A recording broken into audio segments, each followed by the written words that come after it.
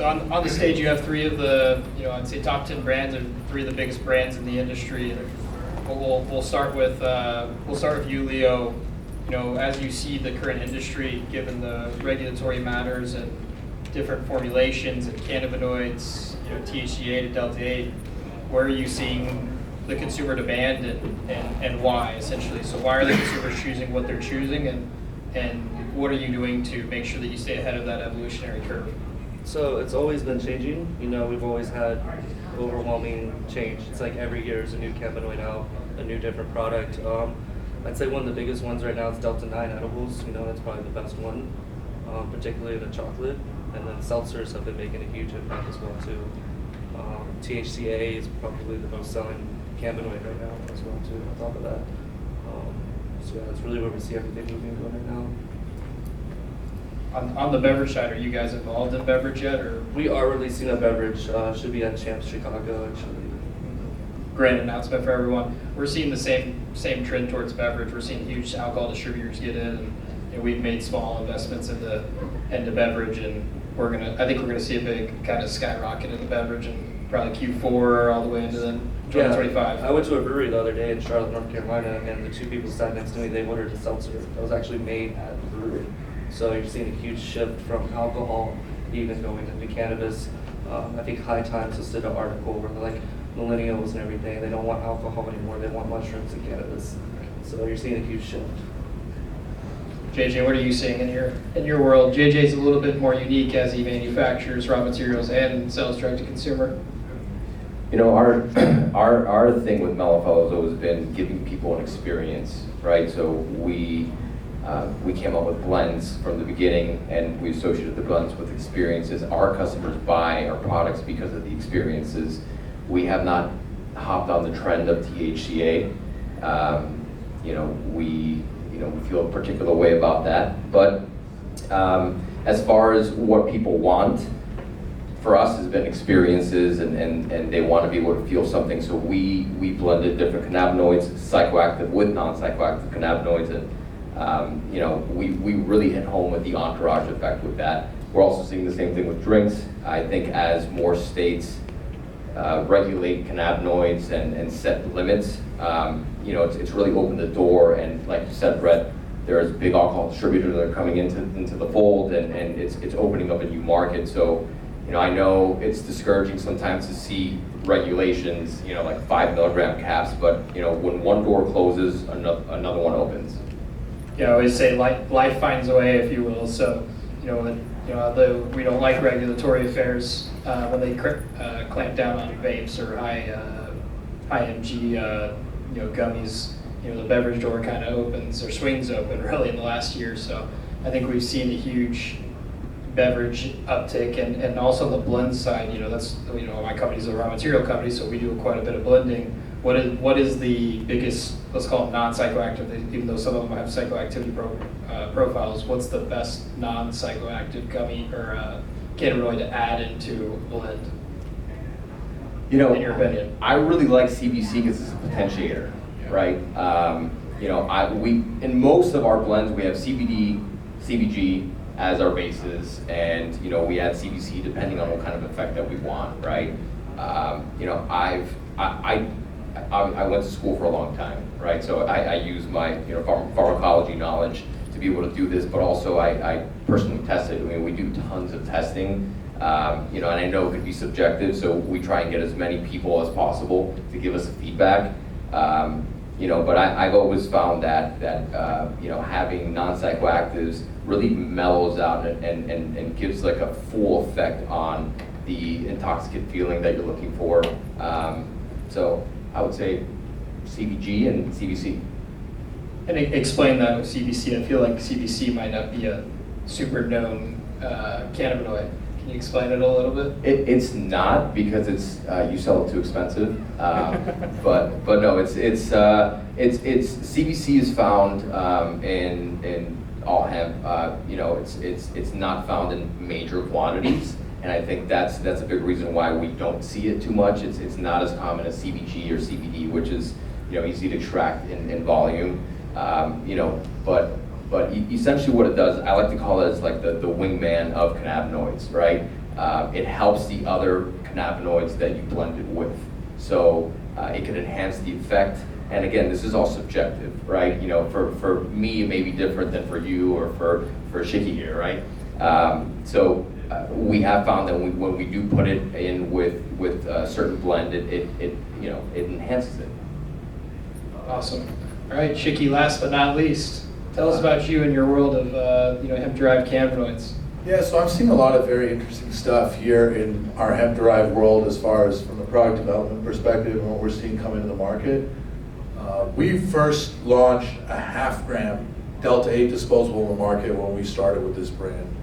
And if you walk that floor today, you'll see a lot of very, very large format disposables, many of which claim to have a lot more cannabis than is really contained in the disposable. Why do you say claim? Well, if you have, let's say, a 5 ml device, but the packaging says 10 grams, that would be a false claim, and unfortunately, it's not good for our industry. You know, it's, So you're telling me most of the 5 ml devices or 10 gram package units don't have exactly what they're saying on it? I wouldn't say most, right? Because that'd be a very arbitrary claim. But you know, I do see a lot of bad actors in the market. It sadly tends to be a lot of smaller brands, and I think a lot of them feel that they need to do that to be competitive in the market. When in fact, it's anything but the truth.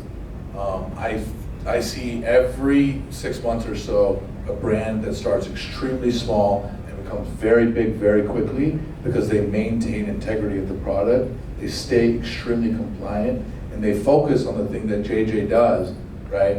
Which is how do they create a positive experience for the end consumer. You know, from day one at Torch, and I can say this is probably the same for all the top brands in this business, we focus not on retailers, not on distributors, not on raw material suppliers, not on packaging companies. We focus on people, right? This business and this privilege we have to work in it is about people, right? And we have a very strong responsibility to those people. And one of the things that I love seeing this emergence over the past 3-4 months, and Lee's been involved in it, JJ's been involved in it, is I'm seeing an amazing amount of smaller format products, extremely high quality, both in pre-rolls and in disposable and gummies. And these products, the consumers love it. The retailers are seeing a higher recency frequency. Raw material suppliers love it, right? Because you're seeing a higher volume, right? And it's good for the industry. Because when regulators look at us and they said, oh, instead of releasing 8 and 10 gram disposables, these larger operators are reeling it back in, and they're making it easier for us to protect them, easier for us to defend them in the business they're doing in our communities. And that makes me very happy. That was extremely well said. So I do want to add something to what you're talking about. And this is something that really bugs me. You know, it's like the misleading the people, right? Like, that's something that I can say from the beginning. You know, us here, you know, we've really fought hard on giving people exactly what we say we're giving them, right? You know, but we do need the help of everyone here, and we need people engaged, and we really need our legislators to help, you know, kind of put us in this box and tell us what we can and can't do, because as much as we try and self-regulate, I mean, we talk about this all the time. I'm in all the group chats always talking about this, and you know, obviously I get support from you guys, but you know, it takes engagement from all the people and doing these things. That's why we're here today, right?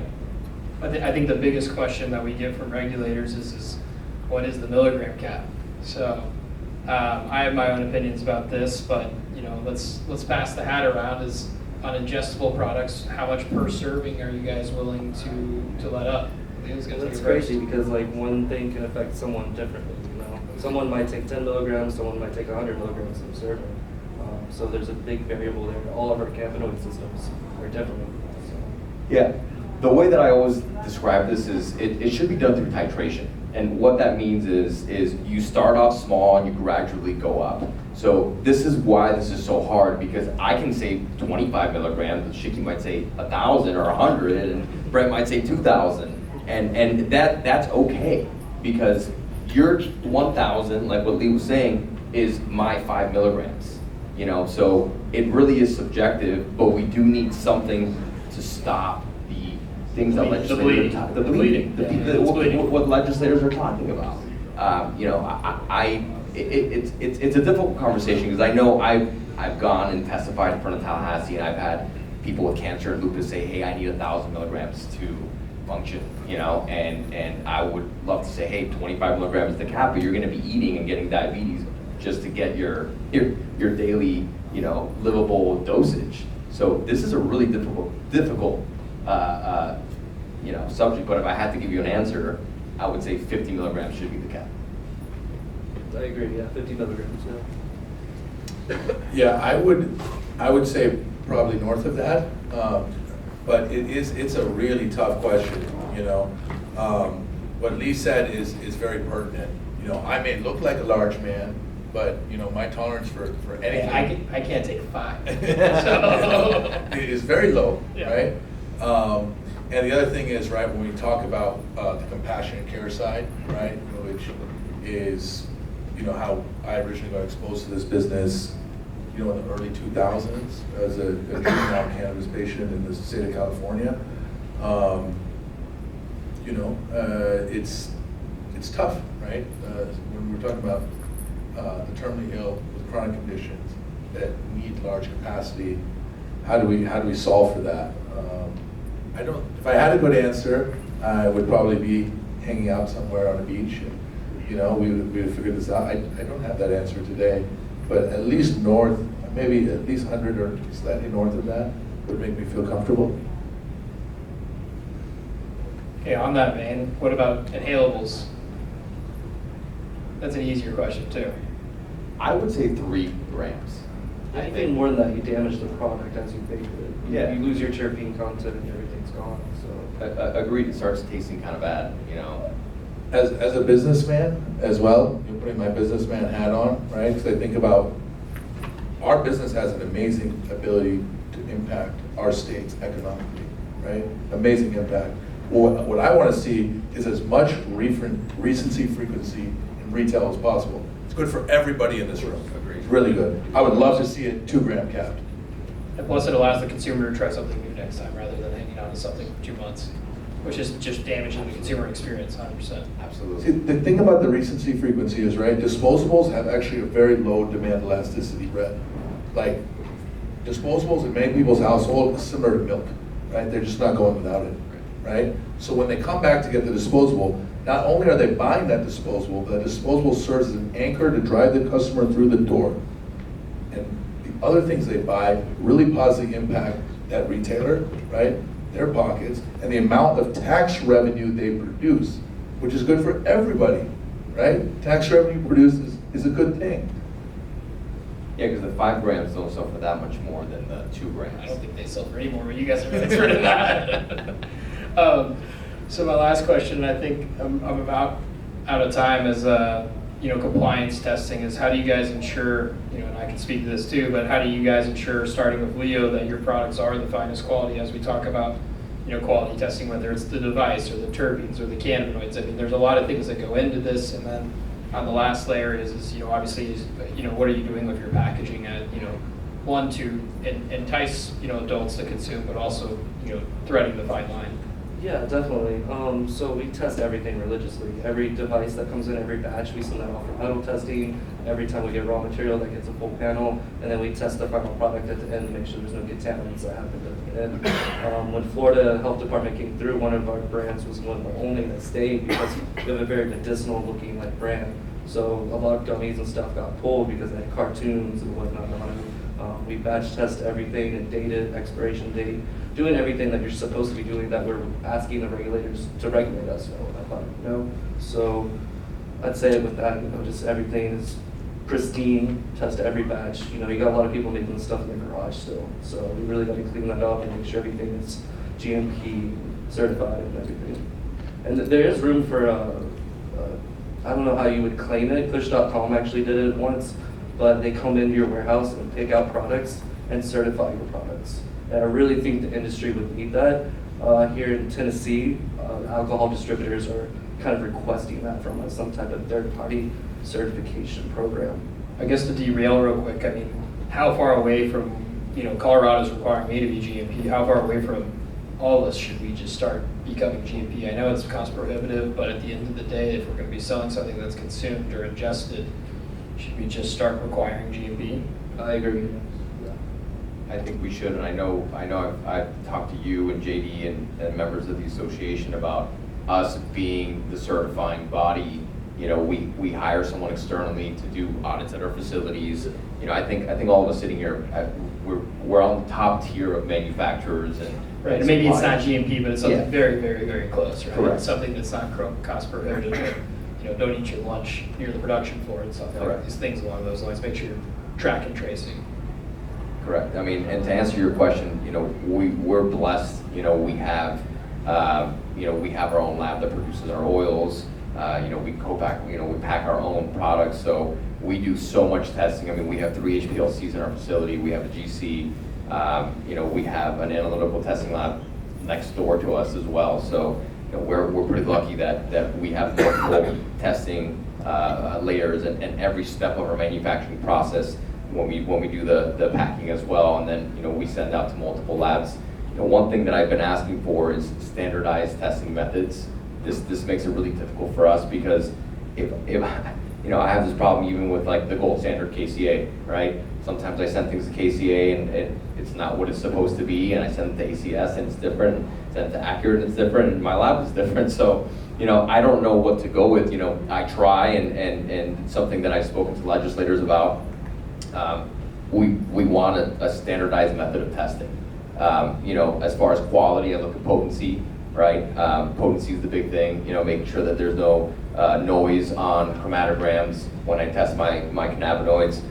I've tested different things that come from different places, and I can say I've seen a lot of these garage oil materials. But as the market evolves, I have seen less and less of that, and at this point, there's really only a handful of like large labs. And I can say, obviously they're my competitors, but they're doing it. They're doing it right. At least the people that I know, the people that I'm friends with. Shiky? I think one of the things, like on the compliance perspective, that people get all freaked out about, and I think it's a common misconception, is that being a responsible operator and being compliant makes you unprofitable. I just want to stop that right there. That is just not true. It's absolutely not true. It takes a little bit more time and effort, but it is not cost prohibitive. Obviously the CGMP thing is extremely expensive, but for most of us as operators to do things responsibly and in a compliant manner, we can still be profitable businesses, right? Anyone that tells you they can't is lying, right? So one of the things that we saw as a brand, we had a responsibility to do, and I know these gentlemen have done the same thing, is we wanted to make our products CR, right? Child resistant, child proof, from a packaging perspective, right? Most people are like, okay, my box cost is gonna go up 30 cents and this, that, and the other. Not true, right? One of the easiest ways you can make your product child resistant is we developed a Mylar, right? Which you could do very easily with any packaging company. We got it tested, so there's a child resistance testing lab in Utah, so we sent a bunch of empty vapes sealed in this Mylar, which, mind you, cost less than 5 cents a unit, this Mylar, and kids try to open it, right? And you have to hit a certain percentage, right, of failures, right, where the kids can't open it, and you get certified. Costs a couple $1,000s, right? So we did a little bit of work. It's not crazy, and mostly those kids in that lab did all the hard work, and we have a solution where we have products that kids can't get into.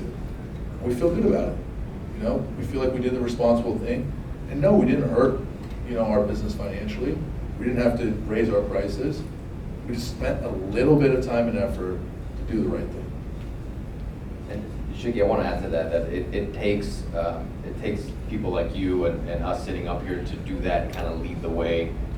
We are the brands that people look at to start following. So, we've been doing child resistant packaging from the beginning. We come from the cannabis side. So I remember when I first launched, I showed my business partner, Cody, the box, and it was the ugly, boxes with a button on the side, and he somehow sold it. We've changed our packaging, it's a little nicer now, and it's still child resistant, so it really only added, I think, like 2 or 3 cents to our product, so you can still be profitable.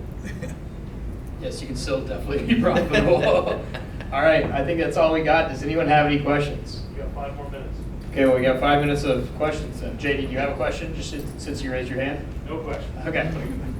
Wait, we get a mic.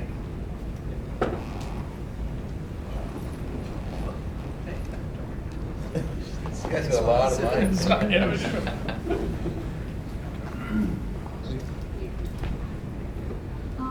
You guys were talking about GMP, like a new standard. Can you tell me a little bit more about that? Yeah, it's good manufacturing practices. So it's required under dietary supplement, or Dietary Supplement 117 is a type of GMP, and it's required under the DSHEA Act from the FDA. Under the what? The DSHEA Act. So it's essentially what all nutraceuticals, this specific GMP, there's different types. This specific GMP that I was referencing is required by all nutraceutical companies. And then in Colorado, we have a special law I call it the Safe Harbor Hemp Law. So my company can manufacture and export to legal states any goods or materials that are derived from the hemp plant. So it's a very common certification in the food world, and then also in the nutraceutical world. The big thing is track traceability, and having your SOPs audited. That's really what it is. Yeah, it's track, trace, cleanliness. Essentially, that's what I would call it. So if you have a batch that was deemed bad, or a recall of some sort, you could then trace it back to the origination, to your recall, etc. Okay, thank you so much. No problem. Mike, Big fan, Brett. What's speak into the mic if you're a big fan. Yeah. What's your best case, worst case on the outcome of the Farm Bill in terms of that? You gotta save that for the policy panel that's next. I thought this was You're the cheating. landscape panel. This is over here. Well, I mean, I can speak to the agendas that were released by the Senate and the House last week. Lawyer? Yes? Okay. Last week they released the agendas. There's no mention of hemp at all in the House bill, or in the House Farm Bill, and then in the Senate. I think there's some subsidies of some sort for fiber grain. It's all fiber grain related, so there's no mention of intoxicating hemp in either agenda. There'll be a markup on the 24th where they'll pretty much negotiate and debate it, and again, we'll talk about this in the policy panel, but then they go to recess and then there's an election, so the odds are very slim for anything to move in the Farm Bill in 2024. It would take an act of God, essentially. But we'll talk about that more in the next panel also. Thank you. Thank you. Any other questions? All right, that was our economic panel. You guys.